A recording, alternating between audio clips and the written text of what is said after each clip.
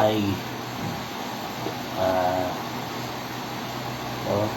marami tayo, no? Sasagutin ko yung mga sinasabi ng mga basher.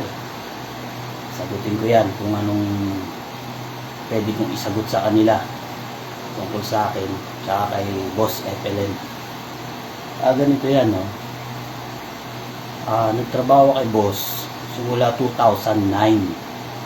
Magkakilala kami, inopera niya po ako ng trabaho bilang cook all around sa bahay niya po.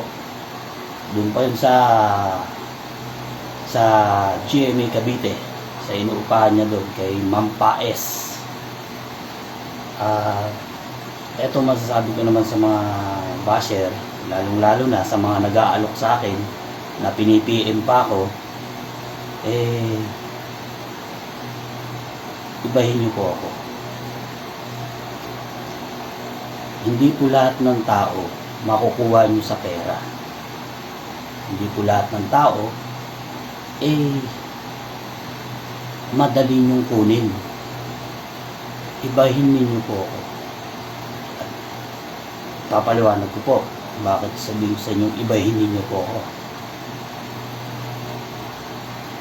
Malaki ang utang na loob ko po kay Boss Francis Leo Antonio Marcos bilang tao. Hindi po mababayaran ng pera. Minsan natatawa na nga lang ako ino-opera pa ako, umalis lang daw ako, 100,000,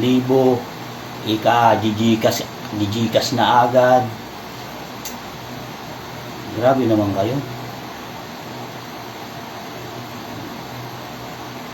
Ganun na ba kayo ka-desperado?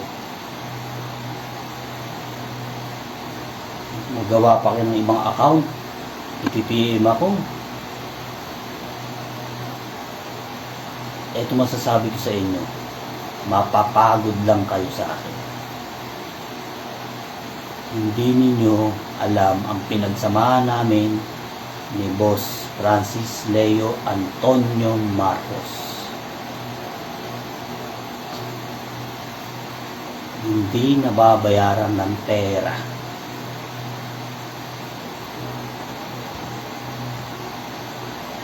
Iniisip yun, isahod ko dito sa kanya. Hindi ko na po yung iniisip. Ang iniisip ko po yung utang na loob ko sa kanya na habang buhay kong dinadala. Kaya kung ako sa inyo, tigil-tigilan nyo na ako.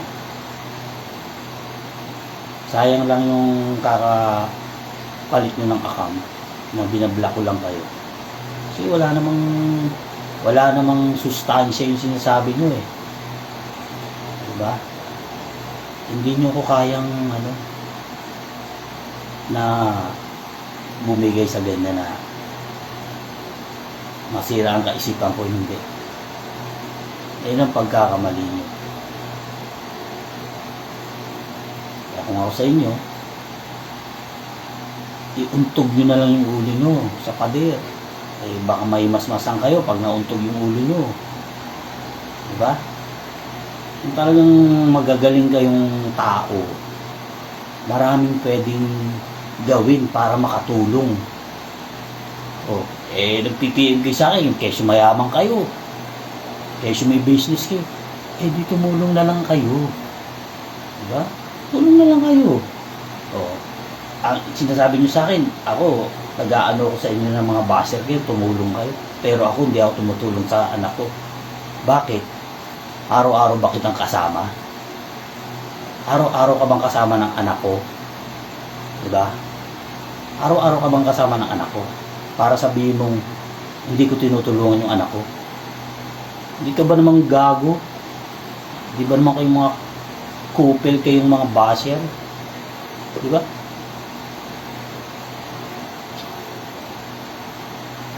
Kung hindi ako tumutulong sa anak ko, di sana noon pa mayaman na ako. Mayaman na ako noon pa.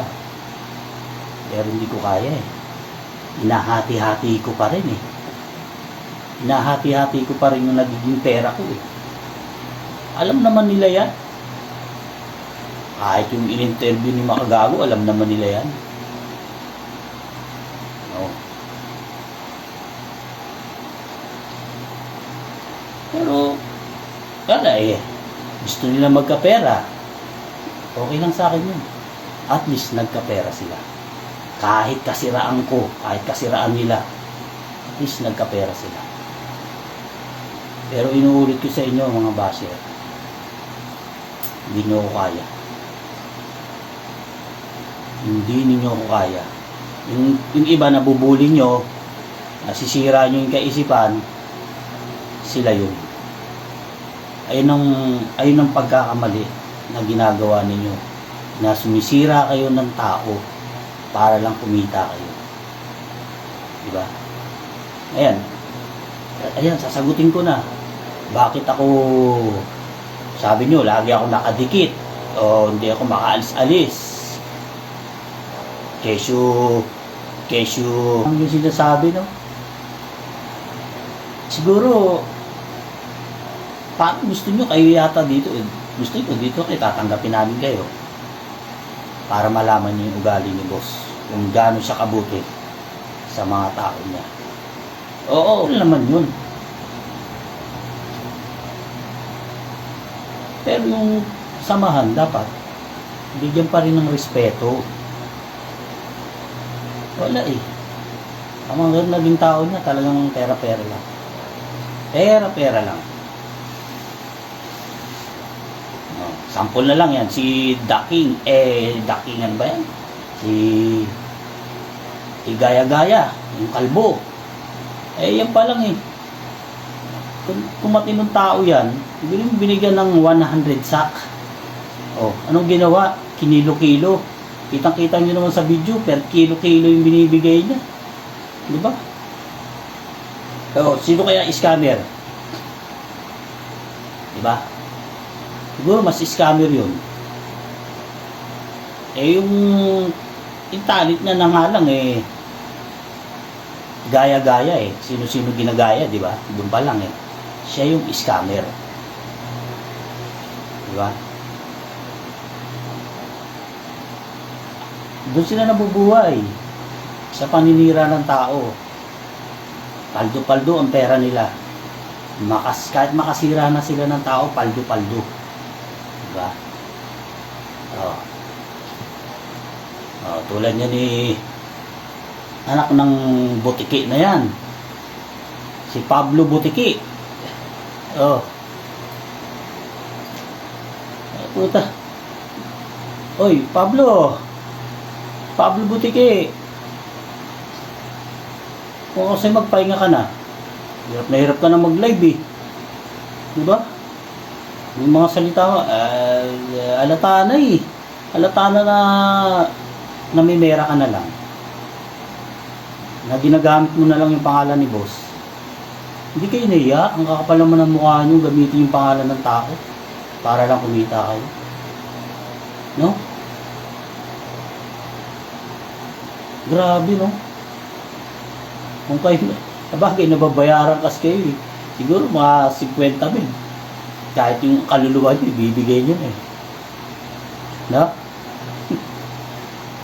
Grabe kayo mag-live. Talagang parang kayo yung matino.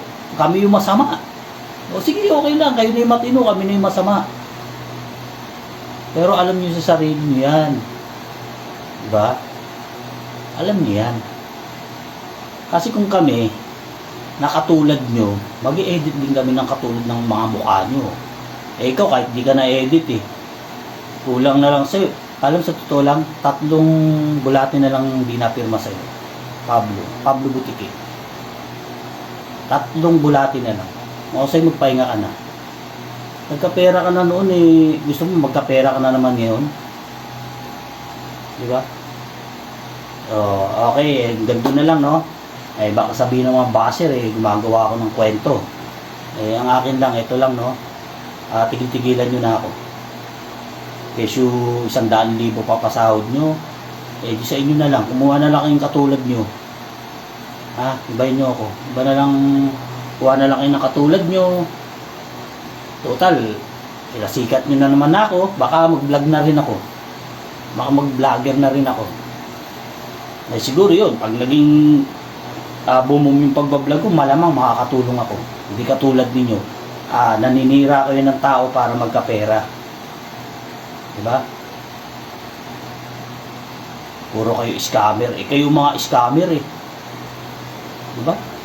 Pagtapos yung grabe kayo. Pagtapos yung gamitin yung pangalan ng tao, puta.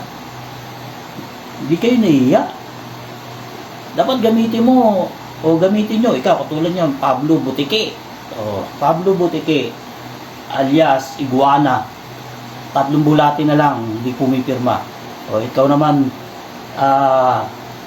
Romy alias The King. Dapat pangalan mo na lang gamitin mo. Bakit? Bakit di nyo magamit yung pangalan nyo? Kasi ano, alam nyo yan. Oh, hindi na kayo kumikita. Kaya ang ginagamit yung pangalan lagi, pangalan ni boss. Diba? Kaya naman kayo sa balat nyo. Hindi nyo madadala sa hukay yan. Kinikita nyo yung paninira para lang magkapera kayo. Diba? Oh. Sige na. Basta kami, hindi kalibre, hindi kami papatinag sa inyo. Kayo lang.